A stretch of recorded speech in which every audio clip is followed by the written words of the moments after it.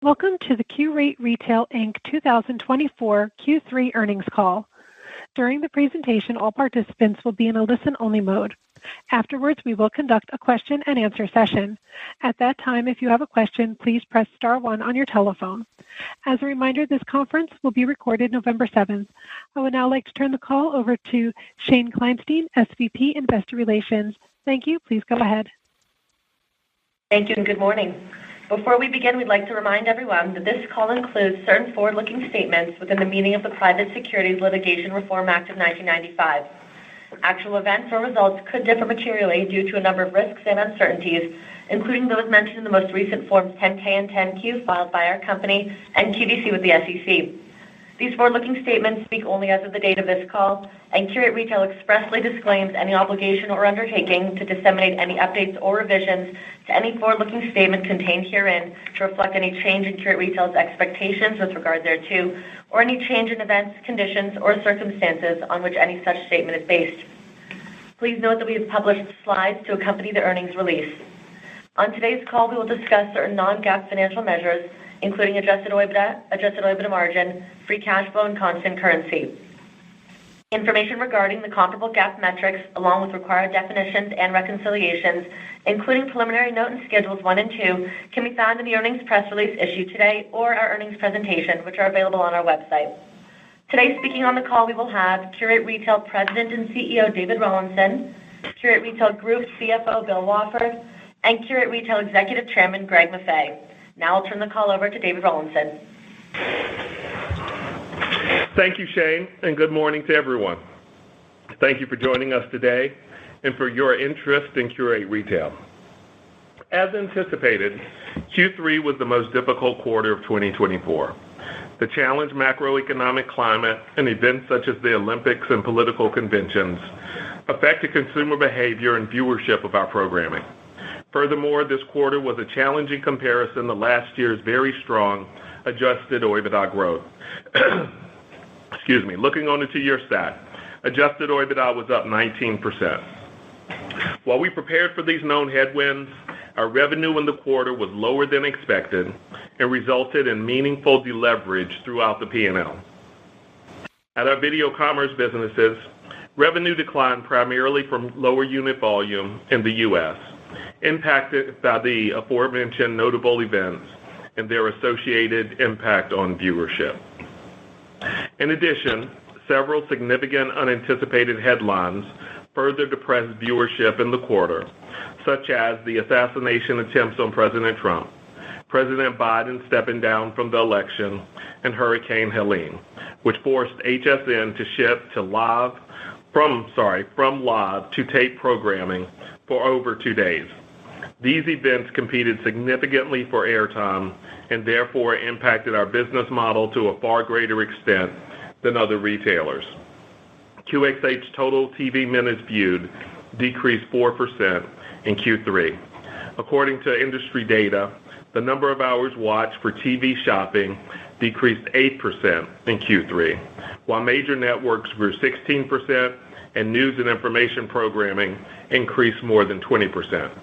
Based on sales trajectories immediately preceding large headline-driving events, we estimate that competing events collectively reduced our revenue approximately 1 to 2 percentage points in Q3. In this environment, we held consolidated gross margin flat and maintained disciplined cost management. Product margin gains were offset by unfavorable fulfillment from higher wage and freight rates due to inflation and market pressures. We reduced operating expenses $11 million and SG&A $10 million year over year. Our adjusted OIBDA margin contracted 80 basis points due to approximately 125 basis points of sales deleverage. Cornerstone Brands continues to navigate a challenged housing market and had a disproportionate impact on our Q3 results.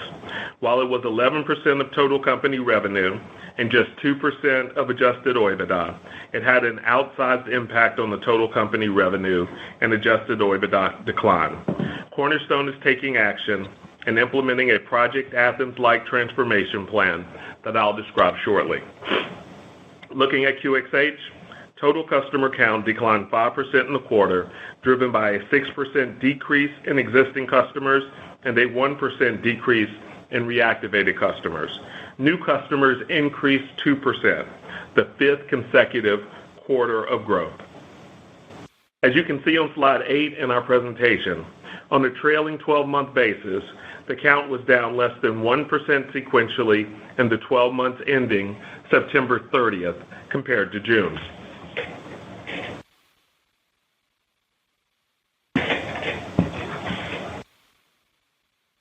Our existing customers continue to purchase at healthy levels, spending on average $1,659 and purchasing 32 items in the 12 months ending September 30th, up 6% and 4% year-on-year, respectively. At QVC, our best customers, who buy 20 or more items annually, also continue to purchase at very attractive levels. In the 12 months ending September 30th, they bought 76 items and spent $3,960 on average, up 1% and 4% year-on-year, respectively. Now let me update you on the Age of Possibility campaign and our influential Q50 brand ambassadors. We continue to take the Age of Possibility on the road and hosted events in New York City and Charleston in the quarter. In New York, we broadcasted 2 live shows during Fashion Week. We brought together most of our large fashion vendors, including Dennis Basso, who presented his Spring and Summer 2025 Couture Runway show. Approximately 200 customers and several of our Q50 brand ambassadors, including Martha Stewart, Melissa Rivers, and Stacey London, attended the shows. We are pleased that the event generated 2 billion media impressions. In Charleston, we teamed up with celebrity chef Carla Hall and welcomed thousands of visitors to a food event that was the finale of our Summer Foodie Travel Series. We offered samples of food and drink from QVC vendors, including Callie's Biscuits, Mascot Pecans, and Boylan Bottling, as well as feature products from Le Creuset, Mackenzie Childs, and Sweet Heritage by Carla Hall. These initiatives are important to our long-term brand building strategy and particularly impactful to our existing customer file. Age of Possibility brands include existing brands as well as new offerings. We continue to experience demand with particular strength from Kim Gravel, Jenny Garth, Alina Villasante, Stacey London, and Laura Geller. From a merchandise perspective, consumers remain selective in their discretionary spending. They responded more favorably to seasonal events for home decor and food. We experienced strength in Bethlehem Lights and Valerie Parr Hill decor during Christmas in July, as well as for Rastelli's Prime Rib and Corky's Stuffed Turkey in our fall home event. Despite their cautious behavior, customers still continue to respond to merchandise at the right value. Examples included leather jackets by Giuliana, Denim & Company, and Dennis Basso, e-bikes, EcoFlow generators, intimates from Evelyn and Bobby and Breezes, footwear from Skechers and Easy Sprint, beauty devices from Dyson, and luggage from Hulken and Samantha Brown.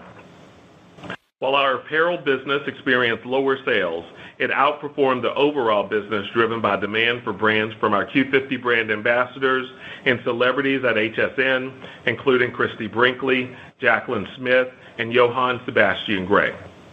Our customers responded less favorably to fitness, kitchen accessories, and floor care and home, computers and tablets and electronics, and bath and body and beauty. Changing notes, we are very excited to name Rosalia Bucaro as the new Chief Merchandise Officer at HSN. Rosalia joined in late September and brings more than 2 decades of retail experience from Rue Gilt Group and Bloomingdale's. She holds a wealth of expertise in fashion, merchandising, business strategy, brand development, and creating transformative customer experiences. Welcome, Rosalia. Finally, on QXH, let me mention 2 exciting programming highlights. We were thrilled to welcome comedian and actor Kevin Hart and renowned British rock band Coldplay to QVC. In late September, Kevin made his QVC debut with his heart-healthy Vita Hustle protein shakes during a special Saturday morning Q. Kevin has more than 179 million social followers, and Vita Hustle has gained significant traction in the wellness space. In early October, QVC hosted the return of our Q Sessions Live by welcoming Coldplay. QVC was the exclusive retail partner of the Notebook Edition record and CD of Coldplay's highly anticipated new album, Moon Music. We are thrilled that the LP edition sold out in 13 minutes. Coldplay performed a few of their new songs and engaged with our customers, taking 3 live testimonial calls. If you missed the show, you can watch it on QVC+. Our streaming business is seeing strong momentum. While still relatively small compared to our traditional channels, revenue, total minutes viewed, and monthly average users all grew in the double digits in Q3. Turning to QVC International, results were mixed in the quarter. Revenue declined 1%, the 5th consecutive quarter of broadly stable revenue performance. QVC Germany and Japan both reported flat revenue with growth in home and electronics offset by softness in the fashion categories. QVC UK revenue declined 1% with lower sales for apparel, partially offset by growth in home. QVC International's adjusted OIBDA decline was driven primarily by higher fulfillment costs and to a lesser extent, lower product margins. The fulfillment pressure was due to higher freight and wage rates from inflation. QVC International maintained disciplined expense management and reduced operating and SG&A expenses. At Cornerstone, revenue declined 12% due to low demand from continued housing pressure. Despite the revenue decline, we grew gross margins from lower supply chain costs, though this was more than offset by costs for outside services related to the transformation plan and deleveraging of SG&A costs, resulting in a $5 million adjusted OIBDA decline. Cornerstone is implementing a transformation plan to improve its profitability given the continued challenges in the housing sector. We are focused on driving increased revenue and reducing costs in key areas.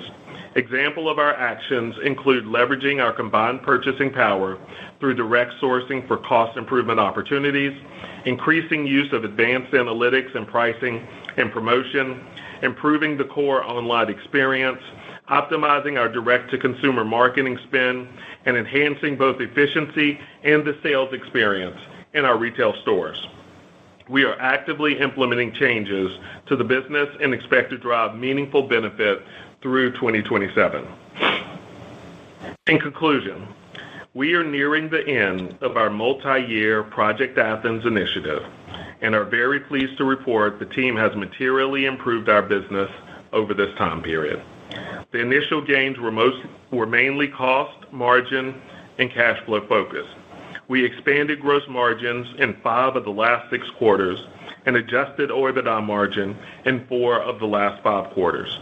We grew free cash flow, excluding insurance proceeds, nearly $400 million from December 2022 to September 2024.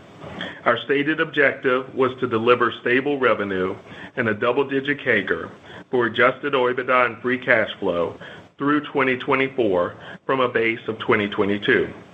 Our revenue was underperformed this goal, which drove increased deleverage throughout the P&L.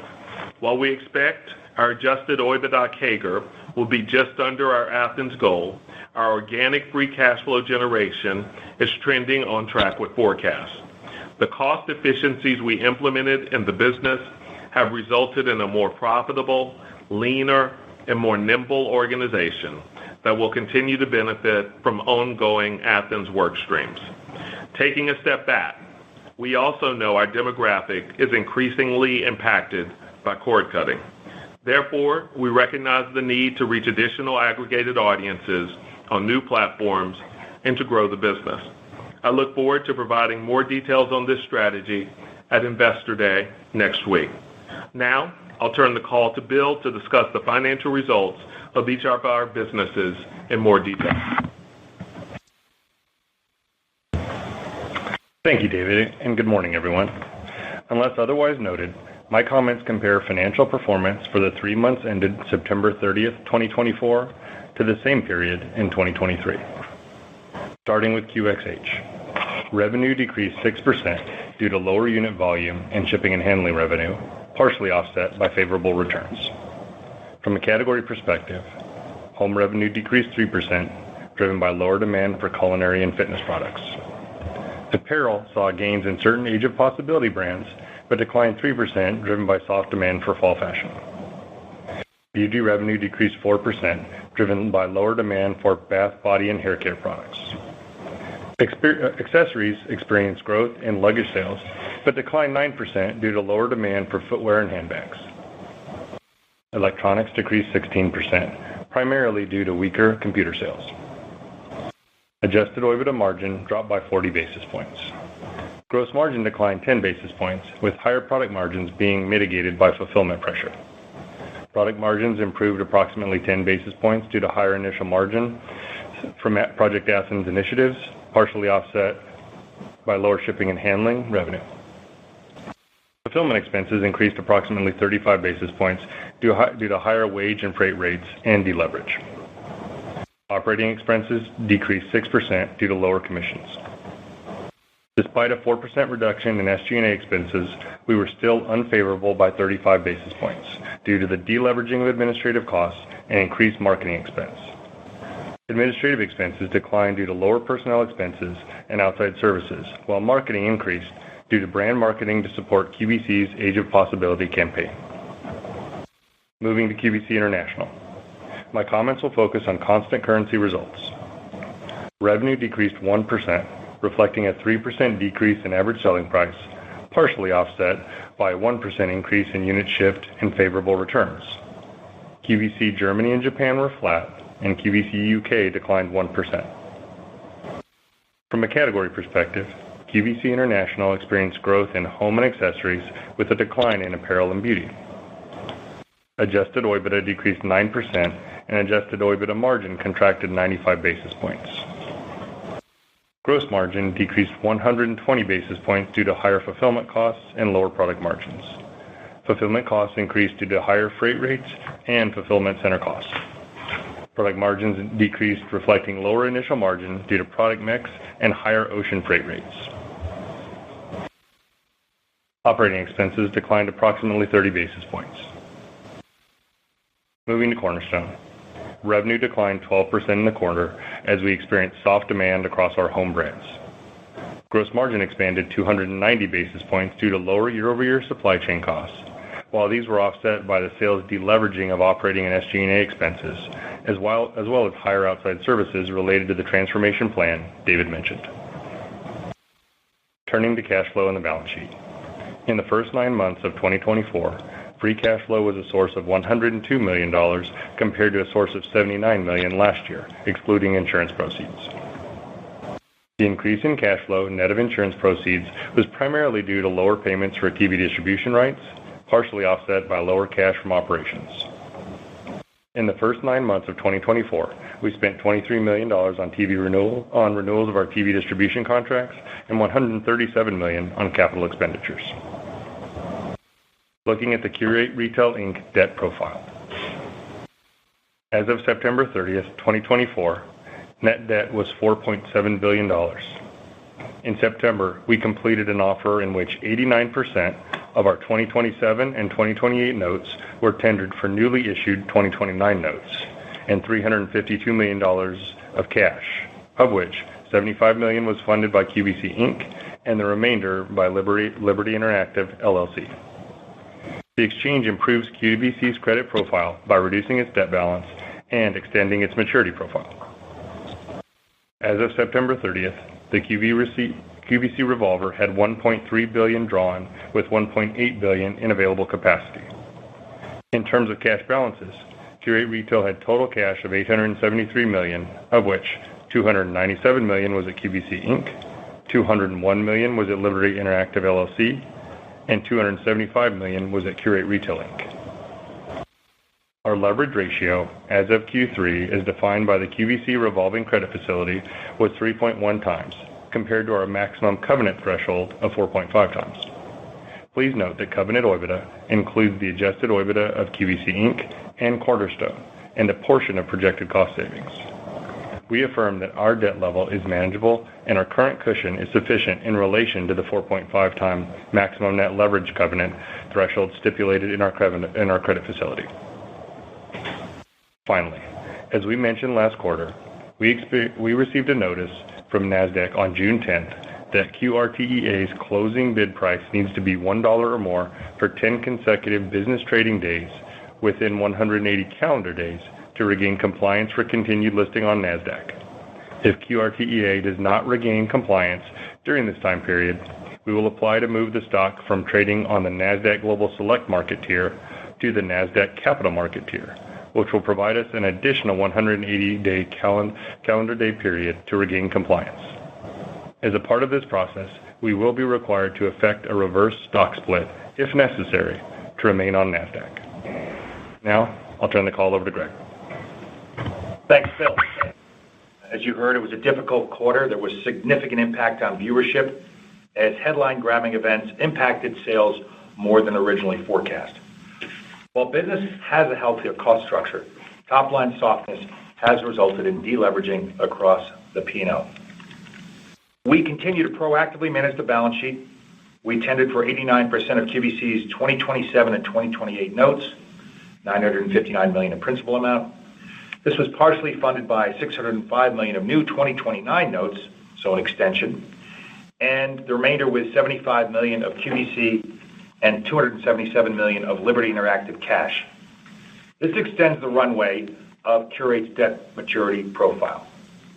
And in addition, interest expense was reduced by approximately $9 million from a combination of Fed cuts and exchange transactions. All of these support our goal of extending the 2026 revolver. We do recognize the landscape is changing with cord cutting increasingly impacting our customers. We are pursuing a new growth strategy to more deliberately reach aggregated audiences on primarily social and streaming platforms. David will speak in more detail about this at Liberty's Investor Day next week, November 14th. We look forward to seeing you there. You can tune in virtually or join us in person at our new location, the Jazz at Lincoln Center. If you plan to attend in person, please make sure to register by Monday, November 11th, as there will not be on-site registration. The link to register can be found on our website. John and Malone and I will host our annual Q&A session. If you'd like to submit questions in advance, you can email investorday@libertymedia.com. And with that, we'll open the floor, operator, for Q&A. Thank you. Once again, ladies and gentlemen, that's star one if you would like to register a question today. The first question is coming from William Reuter of Bank of America. Please go ahead. Good morning. I have my first question is on the category performance. There was clearly a pretty large divergence. When you look at, I guess, do you expect that the categories that have remained soft, or that have been soft, will remain so? And I guess, are you taking actions in the near term to change your programming to put more of the categories of strength on air? Yeah, I appreciate the question. Thank you for that. I would say the category performance this time was really disproportionately impacted by the macro factors and events, both known and unanticipated, and it just had a broad category impact. As I think I mentioned in my prepared remarks, viewership across our 5 channels in the U.S. were down 4%, and so that just drove a level of softness throughout categories. And like I said, we think it had a 1 or 2% impact on total revenue and then corresponding P&L. When you look at the category specifics, home revenue decreased 3%. That was mostly driven by culinary and fitness. No reason to think that in a more normalized external environment that we won't see some better performance and bounce back there. I do think we continue to see, we leaned into apparel with Age of Possibility, some of the Age of Possibility brands. There was a little bit of softness outside of those age of possibility brands in fall fashion. So we're continuing to watch and see how that developed. But overall, I think, and then electronics, I think we continue to wait on a real boom cycle and innovation cycle in electronics. I don't think we've seen that fully materialize yet. I think as we see more innovation in the electronics, and I think particularly the tablet, video game, and television market, that market will be mostly dependent on the innovation cycle. So we're watching across categories very closely. We're changing our airtime assets as we see strength in particular categories. But I think this quarter was mostly a macro quarter in terms of understanding what was happening in the category and was less about the specific category dynamics. Got it. And then last quarter, I think you mentioned that less than half of your product was sourced from China. In general, the way that your relationships work with your vendors, are they responsible for the tariffs if there were tariffs enacted, or are the agreements such that that you would be paying those? And I guess any commentary on how you were impacted by the tariffs the first time they came around in 2018? Yeah, I think if you to the point, the importer of record, in most cases, are vendors or suppliers, right? We direct source, it's still a significant portion of it. We negotiate those deals, on a landed cost basis, right? So depending on how the tariffs flow through, we'll be on a bespoke basis how we manage each of our vendors. If you look at how that happened, how we managed that back, in the last round, several years ago, that's when you start to think about, that's when we started diversifying, country of origin sourcing, right? And that's when we moved a lot of sourcing, out of China to other lower cost country sources, whether it be lower cost of goods or improved tariff. We'll continue to evaluate, continue to make strides there, and we'll take them as they come, in this time around. I don't think we'll be unique in how this is impacting relative to other retailers and expect us to handle it in a similar fashion. Got it. And then just lastly for me, it would seem like despite the huge number of events that caused distraction for consumers in the third quarter, clearly I think October was a month which had a lot of the same types of distractions.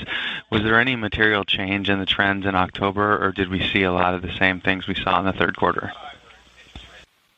Yeah, let me take that in two parts. First, maybe I'll try to describe with a little more particularity some of the trends and events. So on July 13th was the day of the first Trump shooting. On the 13th, we saw average hourly reach decline 10% at QVC.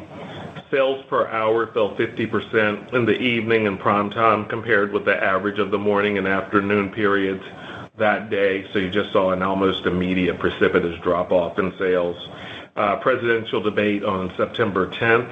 Average reach in the first hour was down 36% at QVC. Sales per hour fell 20% in prime time compared with the evening hours leading up to the debate.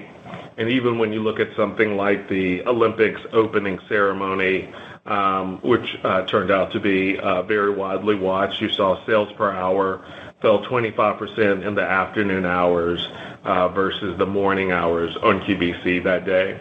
So you did see a very direct read across between the events and viewership, which then corresponded to sales. I would say the quarter was driven more by the ups and downs of the media cycle than it was by in the overall, I think, retail trend underlining.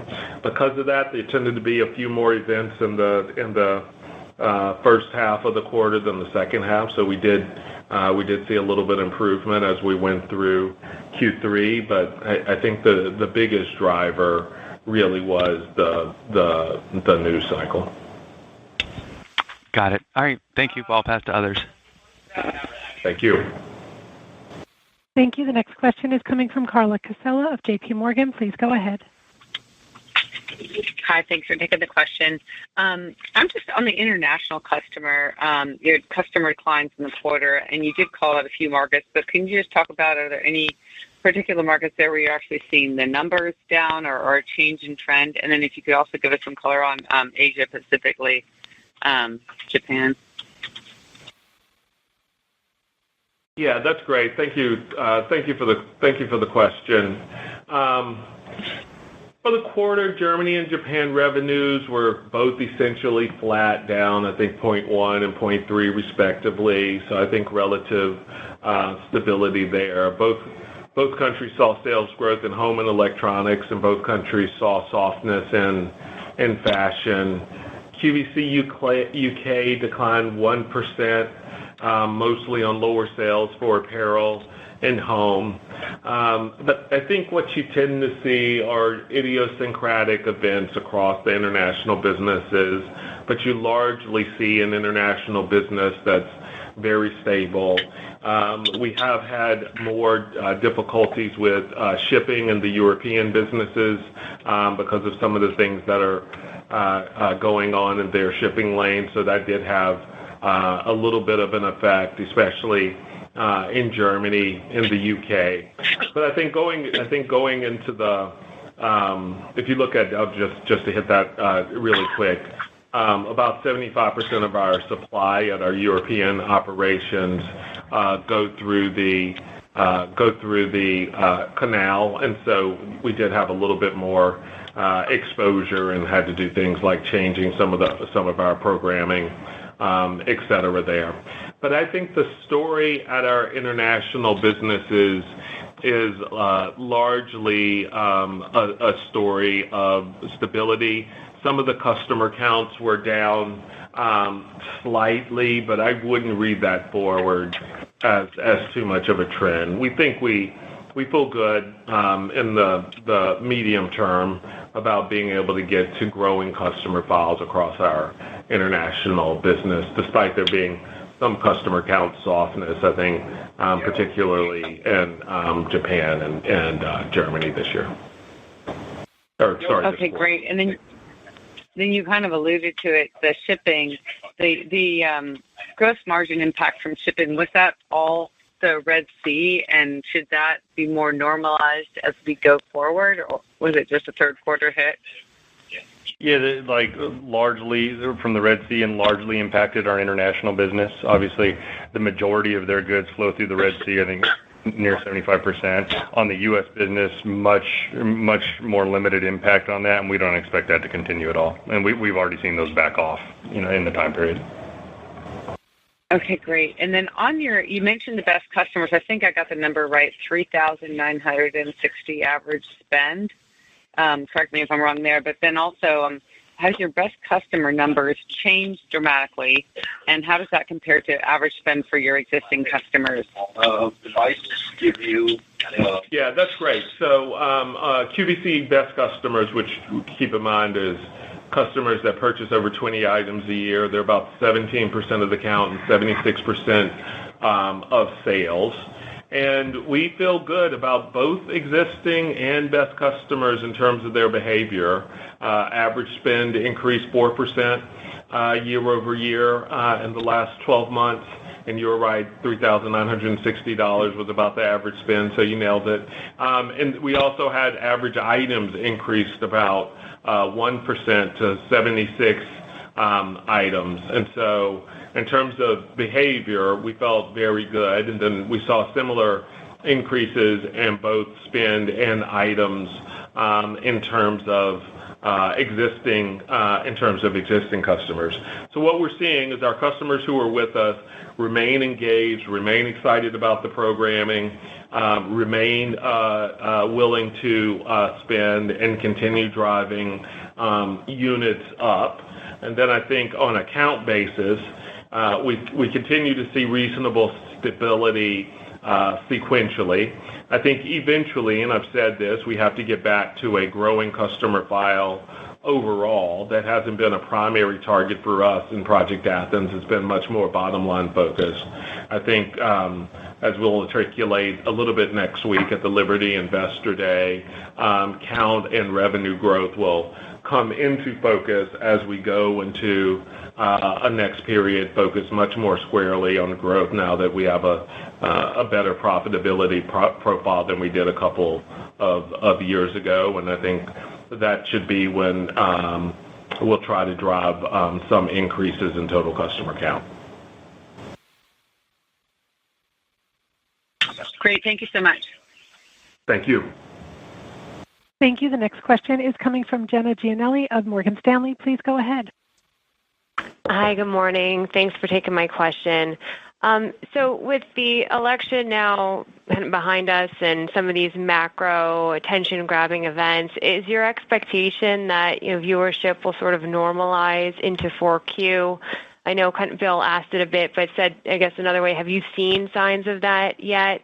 And then anything specifically you're doing on holiday that should perhaps drive the sales picture a little bit better sequentially?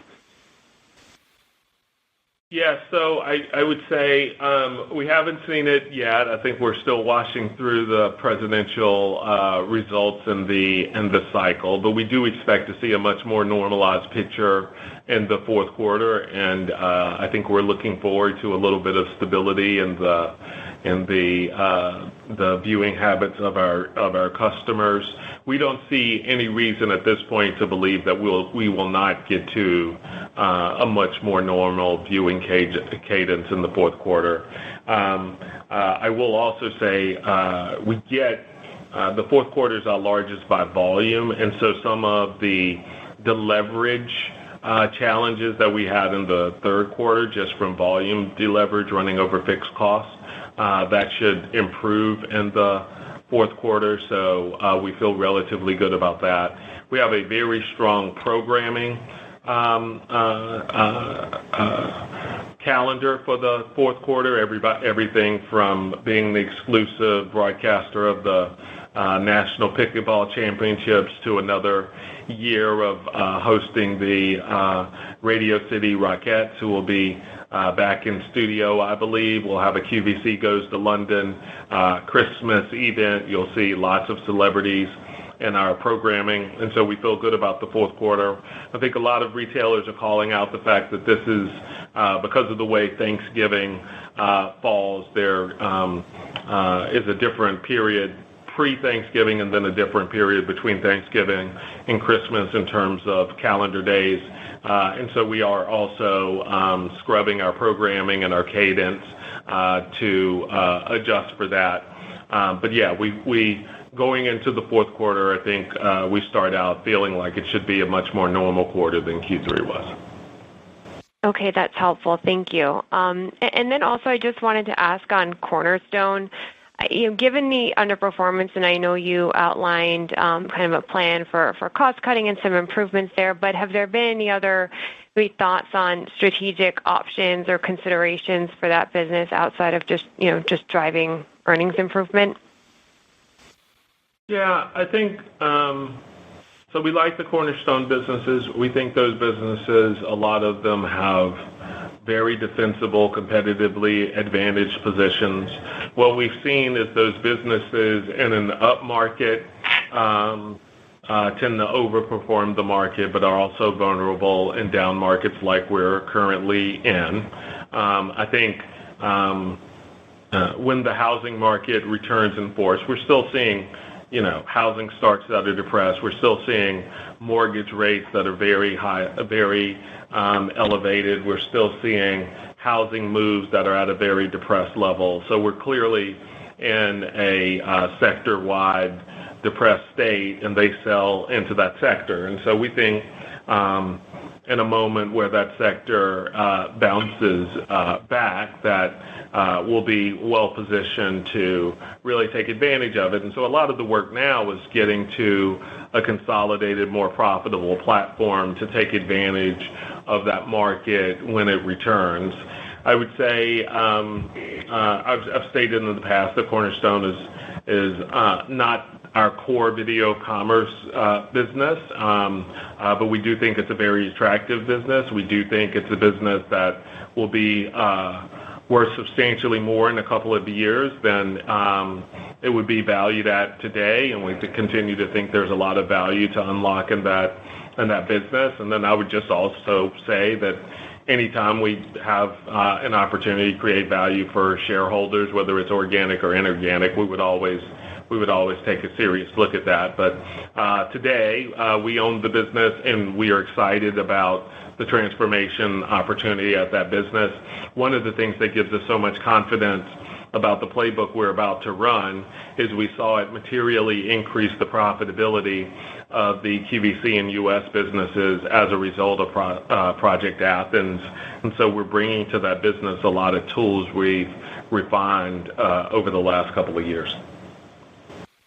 Okay, perfect. That makes sense. And then I just have one final one, if I can, and I'm looking forward to more details and color next week. But you talked about how you're ending your 3-year plan. As we think about the next phase in the next 2 to 3 years, should we anticipate any further opportunity for cost or margin improvement, efficiency work, et cetera, or should we think about pillars of the next phase as mostly being focused on, perhaps new revenue or customer channel streams, et cetera? And again, appreciate we'll hear more next week, but just any additional early color on next steps and next phase. Yeah, that's great. I think great. I appreciate the questions. Athens was very deliberately very bottom line cost and margin focused.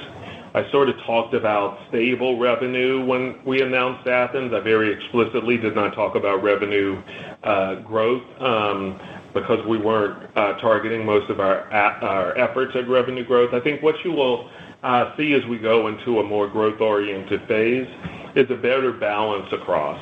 And so we are going to be looking to drive revenue growth, but we're also going to be doing it while continuing to have an emphasis on efficiency and margin and cost and productivity. And I would also say that we are still midstream in a lot of our Athens cost and margin and growth efforts that will continue to have substantial benefit beyond 2024. So I think you'll continue to see a lot of the things that have driven the increases in profitability in effect as we go into the out years, but you will see a more balanced approach to top and bottom line going forward. Excellent. Thanks so much. Thank you. Thank you. The next question is coming from Karru Martinson of Jefferies. Please go ahead. Good morning. With the resolution of the presidential election a little bit faster this year than the last time around, are you seeing that comparison return back to normal faster, or are we still kind of in the watching the news tape here? I think it's too early to tell.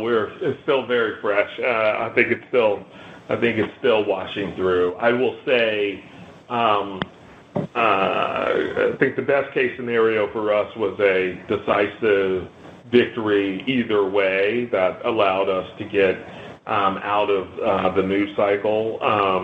And I think that's what we saw. And so I would say from a business standpoint, I'm encouraged that it was able to effectively be decided on night one. Okay. And when you look at your seasonal sales or holiday sales, has the consumer kind of still been responding to that seasonal offering, or is that also being pressured by the pullback in discretionary?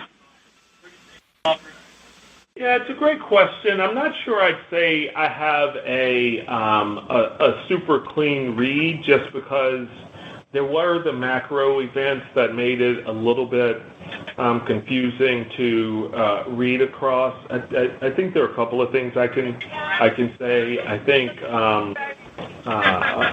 it's still a reasonably promotional environment, and we do see customers that are value conscious and looking for promotions. That's clear. I think it is a holiday-themed holiday, if you will. So we are seeing spikes in seasonal. We are seeing spikes in holiday-related decor and holiday-related push events. And so that does seem to be triggering. There's a little bit of a sense of holiday escape and a little bit of a sense of retail therapy that seems to be in the mind of the consumer right now. We are still seeing a more cautious consumer. I would say we are still seeing a consumer that's buying closer to need rather than further out. But I think the consumer is reserved. I think they're cautious. I think they're value conscious, but they're there. All right. And then when we look at the capital structure, obviously a big move with the extension to the 29s. We should expect the 25s get paid off with revolver and cash, I'd assume. And how does that, kind of feed into the revolver refinancing outlook here? This is Ben Oren. Essentially, the exchange offer gave us the runway to put an extension of the revolver in either late 2028 or early 2029. We still need to negotiate with our banks, but we feel like we have the right tools to be able to offer them the improved terms and reduction in total borrowings to be able to facilitate that. Thank you very much. Appreciate it. Thank you. Our last question is coming from Hale Holden of Barclays. Please go ahead. Thank you. Just to follow up on the last question. I think understandably for the last 2+ years, you guys have carried very high cash balances, but with the maturity extension and pending revolver extension, was wondering what you thought the right cash balances to carry would be, or if we would see some of that cash deployed to the 25 pay down as opposed to putting it on the revolver. So I think the best way to answer that is to talk about where the cash is. We've been relatively strategic about each tier. So the cash that's sitting at the Qurate Retail Inc. level is committed to making payments on corporate overhead and on the dividend associated with the preferred. The cash at the Liberty Interactive level was used in mass scale to help us in the extension of the runway during this exchange offer. The argument being that the option value that we create by extending our runway is more significant than anything we could create by paying down debt at the Liberty Interactive box with those dollars. And then with respect to the cash that sits at QVC, we have generally been using dollars of free cash flow to repay the revolver whenever available. We keep reasonable balances, but they're spread across a pretty diverse regional base, given that it's a global business. But we are happy with the cash balances in each pocket at this time. Got it. Thank you very much. I appreciate it. All right. I think those are our questions for today. Thank you to our listening audience. Thank you to our presenters. And we look forward to seeing some of you next week in New York, perhaps some of you virtually. And thank you for your interest in Qurate. Thank you.